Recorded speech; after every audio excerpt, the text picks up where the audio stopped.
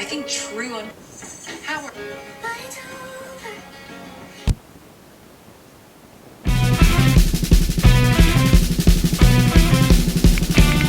Reading is good for you because it improves your focus, memory, and reduce stress and tension by up to 68%. This week I'm going to try to break the cycle of being on my phone every second of the day and breaking out the books. I'll be spending 30 minutes, yes, that's a band-aid, 30 minutes investing myself in the story of this book every day this week. Main goal is to find the genre that I'm really into, and I do like murder podcasts, so I figured a book called The Murder Game can't go wrong. It is currently 12:32 on Thursday, February 9th, and we are beginning the week of 30 minutes of reading.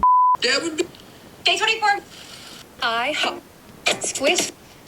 Let's be for real.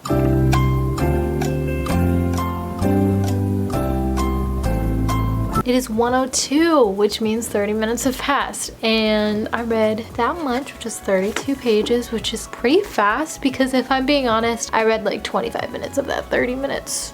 But also, it is literally the first hour of Thursday, so I'm definitely gonna read more than 30 minutes today because those first 30 pages got me hooked. There's a lot of things that are left unexplained and I just need to read more to find out, and I'm excited. I'm glad to have entered the universe. Round 2 on day 1. 12 more minutes of reading added to the day, so we are now over 30 minutes officially. This book is good so far. Like, I love me good murder mystery, and this one so far is killing it. Hopefully it does not disappoint me at the end. Day 2, reading and eating some Pringles before bed. It is 1:34 a.m. I'm a night owl. It is 2:24 a.m. and I just stopped reading. That book got me hooked. So this is a success, I'd say, and it's only day 2, the beginning of day 2. I'm on page 96. This is getting hard. It's day 3 and I have to work tonight and I won't be back until after midnight, so I have to read before work and there's just no motivation. Like, I want to do it before bed, but that would be cheating the system a little bit because it'll technically be day 4 when I get home. So time to push myself to read for 30 minutes right now. I mean, I'm loving the book, but saying chicken, loving on the chicken. That's not the words. Another 30 minutes. Done. Reading that today was a bit tough. I was still enjoying the story, but like in the moment I'm just like, dang, I don't want to use the brain power right now to read. That's my one little like iffy thing about reading. Like, I normally always enjoy the story, it's just brain power that I just don't want to use because like watching TV is so much easier. I need to get over that. Okay, it is day 4. Okay, I'm not gonna lie, it is technically day 5 because it is past midnight of day 4. I technically did not read between midnight and midnight on day 4, but I'm gonna read right now before I go to bed. So please let this count because it's still like day 4 in my calendar. I'm cheating. I'm doing my best, okay? It was Super Bowl Sunday today. Busy day. You're probably sick of like all the reading clips though of me, so I'm not gonna do that today, but I'm just letting you know I'm reading right now. It is 1:12 a.m. and I will make sure to do the hour. I will check hour. We did not commit to that yet. I'm doing the half hour. We will check in after that. But first, sorry, I just had to give you a bunch of kisses. 30 minutes later, it is 1:42. I read 30 pages. And my cats are now begging for food, so I gotta take care of them. But I'm still really digging the story. It's finally getting like juicier about suspects and motives and like, I love that part of murder mysteries. It's just like, could be this person because this. Oh, but it could be this person because this, you know? Hey, yo, we're actually on my real camera today. Anyways, I'm getting cozy and reading up on day 5. It is 11:32 p.m. So we're just squeezing it into day 5 and I'm on page 154 and we started on page 1 5 days ago. That's like 30 pages a day. Let's get started. Page 186. Happy Valentine's Day. You may be wondering why I'm sitting here when this video is about books. I couldn't just not show this off, okay? So let me show this off and then I'll do my 30 minutes of reading for the day. So this is what I created as an indoor picnic for me and my boyfriend for Valentine's Day because I'm not a huge fan of going out, especially when it's extra crowded. So this is what I came up with. It's simple and it's not completely done because I don't have the food out, but I'd say it's pretty cute of me to do. Validate me. Anyways, let's get on to my 30 minutes of reading. 4:30 on the dot, let's go. 12 seconds later. I'm texting my boyfriend, okay?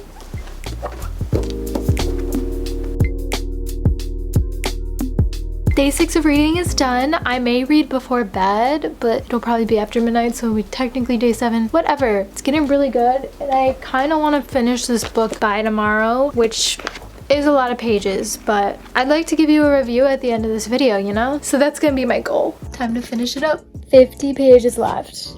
We're so close to finding out who the killer is. I'm so excited.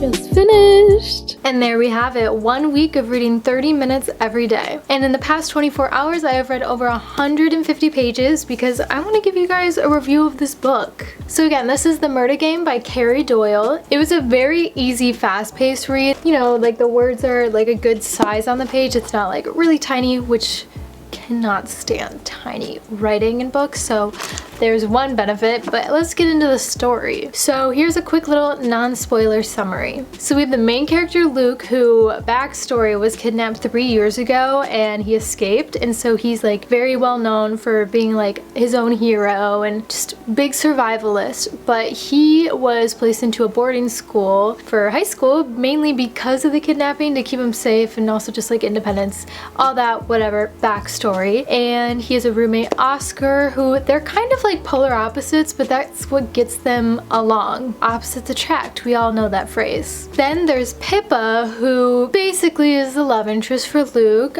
She came from England. She has a backstory, but I feel like that is something that could be a spoiler, so let's just say she has a little bit of a past as well. And then there's Kelsey, who had a little thing with Oscar, yet she has a boyfriend. So there's the characters. So let's get into the summary. Boarding schools have very strict rules about like sneaking out at night. You have a certain curfew, whatever. And one night Oscar was like, let's break this. So him, Luke, and then they also bring along Kelsey and Pippa, decide to go into the woods one night just to, you know, be baddies, you know, escape. And so they're in the woods, and you know, Oscar and Kelsey are kind of like flirty, making out a little bit, you know, and then Luke and Pippa, I mean, nothing's really going on, but they're definitely talking, and Luke's like, ooh. So there's that little chemistry. But while they're out in the woods, they all of a sudden hear adult voices, and they instantly hide because, you know, they're not allowed to be out past curfew. While they're hiding, they hear some yelling going on between like the dean's wife and just a mysterious man. They don't know who it is because they can't really see well because they're hiding. And long story short, the dean's wife dies, and they were placed on the scene of the murder. So the next day, they discover the dean's wife's body, and they're instantly, you know, opening an investigation. But unfortunately, there are some things left in the woods that may link one of the characters to the murder, but obviously they're not involved. They were just placed on the scene. So what are they to do? They're gonna try to investigate themselves who did it, because some of the things linking them to it makes the police think that they're into it, but they know that they're not. So they're doing the investigating that the police should be doing. And yeah, that's like basically the summary. Pretty fun. Yeah, the reveal at the end was not disappointing, at least to me, so that is also